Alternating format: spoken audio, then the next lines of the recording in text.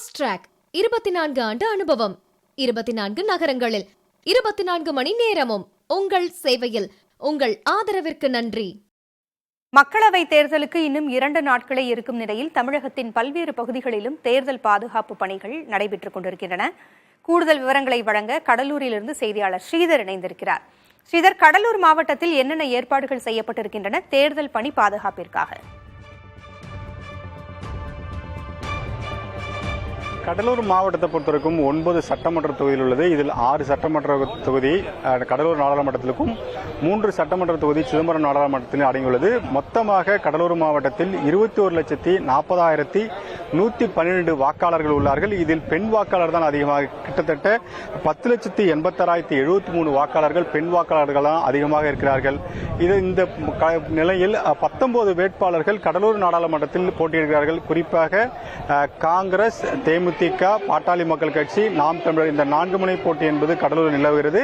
கடலூர் மாவட்டத்தை பொறுத்தவரைக்கும் 2302 வாக்குச்சாவடிகள் உள்ளது. இதில் 197 வாக்குச்சாவடிகள் பதற்றமானவை என்று கண்டறியப்பட்டுள்ளது.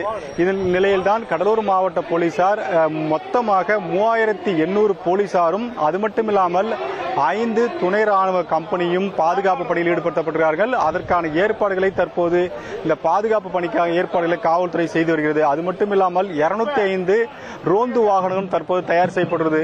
குறிப்பாக இந்த 2302 வாக்குச்சாவடிகளில் ஏதேனும் பிரச்சனை வாக்குச்சாவடி ஏற்பட்டால் 4 திசையிலிருந்து வாகனங்கள், அதாவது ரோந்து வாகனங்கள் அந்த பகுதியை சுற்றி வளைக்கும் ஏற்பாடை கடலூர் மாவட்ட காவல்துறை கண்காணிப்பாளர் ராஜாராம் திட்டமிட்டிருக்கிறார்.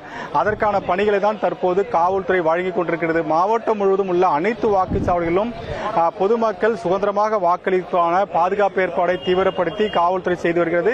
இது மட்டுமில்லாமல் ஓய்வு பெற்ற காவலர் மற்றும் துணை ராணுவத்தினரும் இங்கு வந்திருக்கிறார்கள். அதே சமயத்தில் காவல்துறை பொறுத்தவரைக்கும் 3500 பேர் இதில் பணியமர்த்தப்படுவதால் சுதந்திரமான ஒரு தேர்தல் நடத்துவதற்கான வாய்ப்புகள் உள்ளதாக காவல்துறை தரப்பில் சொல்லப்படுகிறது.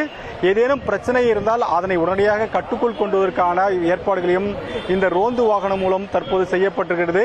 அது மட்டுமில்லாமல் இந்த 2302 வாக்குச்சாவடிகளுக்கு தேவையான இந்த வாக்கு இயந்திரங்களையும் பாதுகாப்பாக கொண்டு சென்று வாக்குப்பதிவு முடிந்த பிறகு அந்த வாக்கு இயந்திரங்களை மீண்டும் பாதுகாப்பாக அந்த இடத்திற்கு கொண்டு வருவதற்கான ஏற்பாடுகளையும் காவல்துறை செய்து வருகிறார்கள். தொடர்ந்து மாவட்டத்தை பொறுத்தவரைக்கும் தற்போது தேர்தலுக்கான இந்த அனைத்து விதமான பாதுகாப்பு ஏற்பாடும் தீவிரப்படுத்தப்படுகிறது.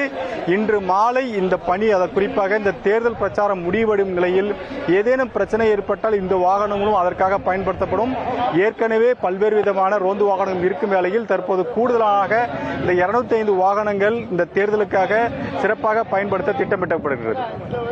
தகவல்களை வழங்கியமைக்கு நன்றி ஸ்ரீதர். ஃபாஸ்ட் ட்ராக் 24 ஆண்டு அனுபவம், 24 நகரங்களில் 24 மணி நேரமும் உங்கள் சேவையில். உங்கள் ஆதரவிற்கு நன்றி.